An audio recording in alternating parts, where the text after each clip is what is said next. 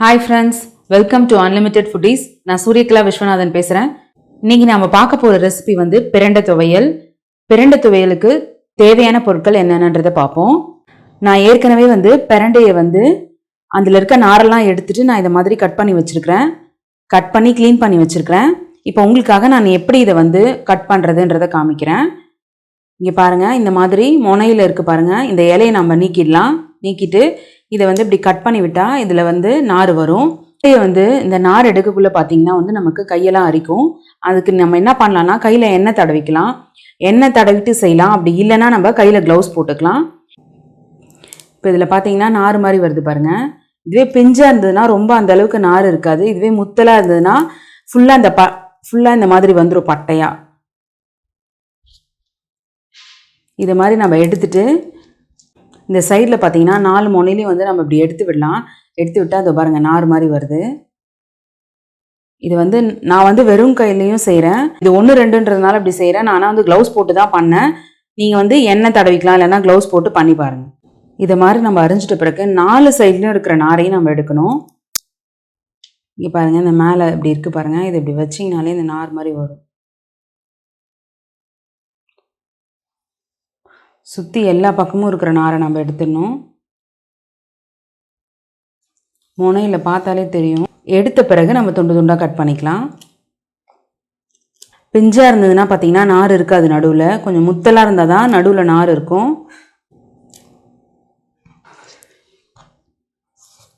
இப்போ நம்ம இதில் நார் எடுத்து கட் பண்ணி வச்சுருந்தோம்ல, அதை கழுவி எடுத்துன்னு வந்துட்டேன். இப்போ நம்ம இதிலே சேர்த்துக்கலாம்.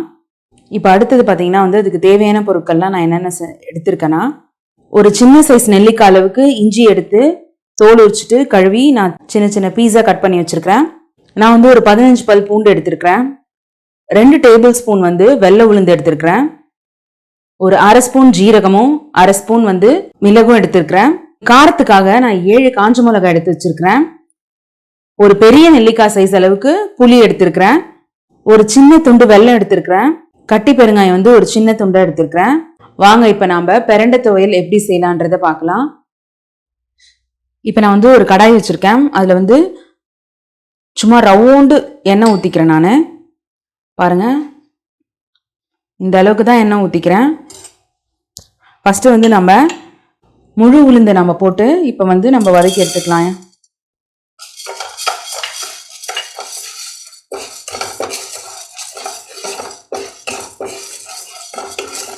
இப்போ நம்ம எடுத்து வச்சிருந்தோம் இல்லையா, மிளகு ஜீரகம், இது எல்லாத்தையுமே வந்து நம்ம தனித்தனியாக தான் போட்டு நம்ம வந்து வதக்கி எடுத்துக்க போகிறோம். எல்லாத்தையும் ஒன்றா போடாமல் ஒன்றா நம்ம வதக்கி எடுத்துக்கலாம். எல்லாத்தையும் நம்ம ஒரே நேரத்தில் போட்டு வதக்கணும்னா ஒன்றுக்கு வந்து அதிகமான சூடு தேவைப்படும். அதனால சிலது வந்து கருகி போயிடும். அதனால தனித்தனியாக போட்டு நம்ம வதக்கி எடுத்துக்கலாம். இப்போ பாருங்கள், நல்லா பொன்னிறமாக ஆயிடுச்சு. இப்போ இது நம்ம ஒரு பாத்திரத்தில் மாற்றிக்கலாம். அடுத்தது நம்ம கொஞ்சோண்டு எண்ணெய் ஊற்றிக்கலாம் திரும்பவும். அதுக்கப்புறம் மிளகு சேர்த்துக்கலாம். நம்ம மிளகு கூடவே நம்ம இந்த காஞ்ச மிளகாவையும் சேர்த்துக்கலாம். இந்த பிரண்டை துவையல் பார்த்தீங்கன்னா நீங்கள் இது ரொம்ப ரொம்ப முக்கியமானது எதுன்னு பார்த்தீங்கன்னா வந்து எலும்புக்கு ரொம்ப வலு கொடுக்கும். இந்த பிரண்டை துவையல் இந்த எலும்புல வந்து இருக்கிற தேய்மானம், அதுக்கப்புறம் எலும்பு முறிவு, இதெல்லாம் வந்து சரி செய்யக்கூடியது. இது இந்த பிரண்டை வந்து சாப்பிட்டோன்னா வந்து பசியை தூண்டும். இது குழந்தைங்களுக்குலாம் கொடுக்கலாம். இப்போ இது நல்லா வதங்கிடுச்சு. இப்போ இதை நம்ம வந்து மாற்றிக்கலாம். அடுத்தது அதே மாதிரி நம்ம கொஞ்சோண்டு எண்ணெய் ஊற்றி இந்த பெருங்காயத்தை அதில் போட்டுக்கலாம்.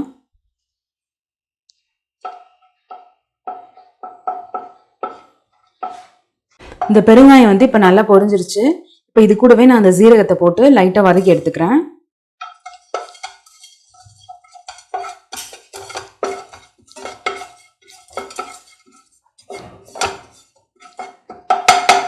அவ்வளோதான்.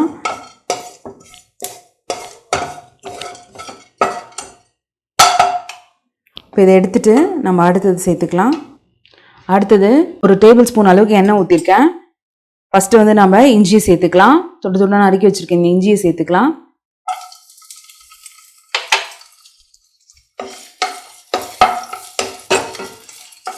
இஞ்சி வந்து கொஞ்சம் வதங்கின பிறகு அதுக்கப்புறமா வந்து நம்ம பூண்டை சேர்த்துக்கலாம். ஏன்னா இஞ்சியில் இருக்க பச்சை வாசனை கொஞ்சம் போனதுக்கப்புறமா நம்ம பூண்டு சேர்த்துக்கலாம்.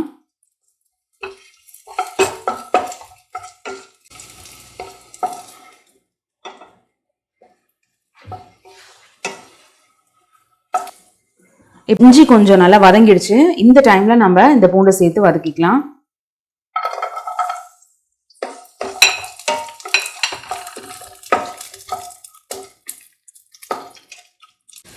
இப்போ வந்து பூண்டு நல்லா வதங்கிடுச்சு பாருங்க.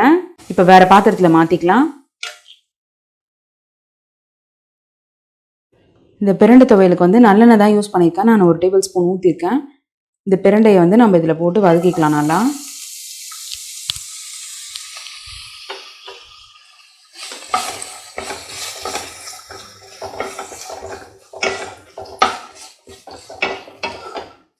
இந்த பிரண்டை வந்து பார்த்தீங்கன்னா நம்ம வதக்க வதக்க கலர் நல்லா சேஞ்ச் ஆகும்.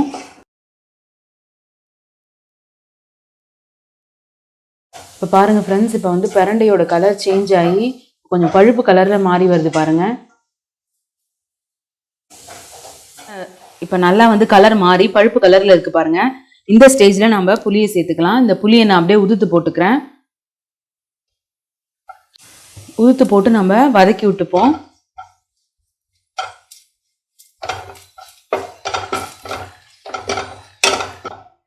இப்போ ஒரு 10 நிமிஷமாக நம்ம வதக்கிட்டு இருக்கோம். இப்போ வந்து இது எல்லாமே நல்லா வதங்கிடுச்சு. இப்போ நம்ம அடுப்பு ஆஃப் பண்ணிடலாம். இதை நல்லா நம்ம வந்து ஆற வச்ச பிறகு மிக்சியில் நல்லா வந்து விழுது மாதிரி அரைச்சி எடுத்துக்கலாம். ஃப்ரெண்ட்ஸ், இப்போ நம்ம பிரண்டையை வந்து மிக்சியில் அரைச்சாச்சு பாருங்கள். நான் இந்த மாதிரி டெக்ஸ்டருக்கு எடுத்துருக்கிறேன். கொஞ்சம் குறப்பாக எடுத்துருக்கேன் பாருங்கள். இப்போ வாங்க ஃப்ரெண்ட்ஸ், எப்படி தாளிக்கலான்றதை பார்க்கலாம். இப்போ நம்ம பிரண்டை வதக்கின அதே கடாயில் வந்து நான் 2 குழிக்கரண்டி அளவுக்கு எண்ணெய் ஊற்றிக்கிறேன். நான் நல்லெண்ணெய் தான் யூஸ் பண்ணுறேன். அப்போதான் துவையலுக்கெலாம் நல்லாயிருக்கும். இப்போ எண்ணெய் சூடாயிடுச்சு. நான் 1 டீஸ்பூன் வந்து கடுகு உளுத்தம் பருப்பு சேர்த்துக்கிறேன்.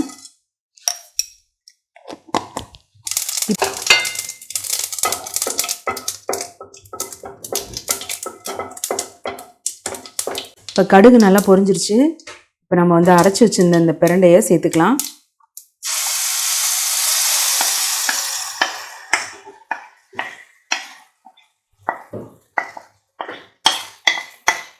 நம்ம ஏற்கனவே வந்து மிக்சியில் வந்து நம்ம அரைச்சி வச்சுருக்கோம் இல்லையா, அதில் நான் கொஞ்சம் தண்ணி சேர்த்து கலந்து வச்சுருக்கேன்.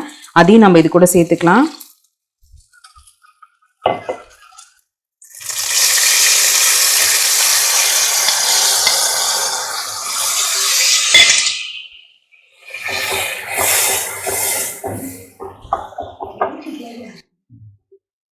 இந்த பிரண்டை துவையலுக்கு தேவையான அளவு உப்பு சேர்த்துக்கலாம் நம்ம.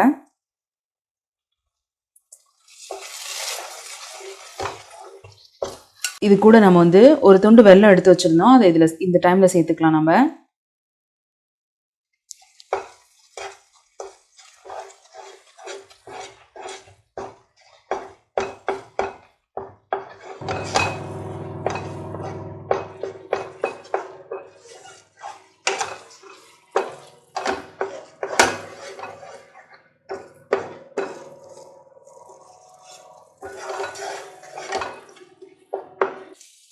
பாருங்க ஃப்ரெண்ட்ஸ், ஃபஸ்ட்டு நம்ம இந்த துவையில போட்டப்போ எப்படி இருந்தது, இப்போ பாருங்க நல்லா சுருண்டு இருக்கு.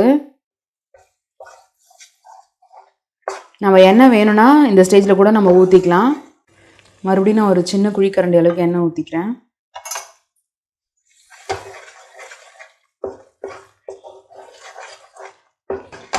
எண்ணெய் கொஞ்சம் நிறைய நம்ம ஊற்றுறோம்னா கொஞ்சம் கெட்டு போகாத நிறைய நாள் வரைக்கும் இருக்கும்.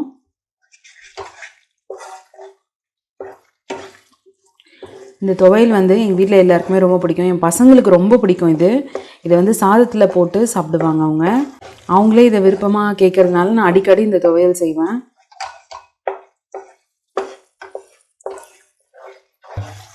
இப்போ பாருங்கள் ஃப்ரெண்ட்ஸ், இப்போ நம்ம வந்து ஒரு 10 நிமிஷத்துக்கு மேலே வந்து நம்ம வதக்கியிருப்பேன். நல்லா சுருண்டு எண்ணெய்லாம் ஓரத்தில் வந்துருச்சு பாருங்கள். இதுதான் கரெக்டான ஸ்டேஜ் நம்ம அடுப்பை ஆஃப் பண்ணுறதுக்கு.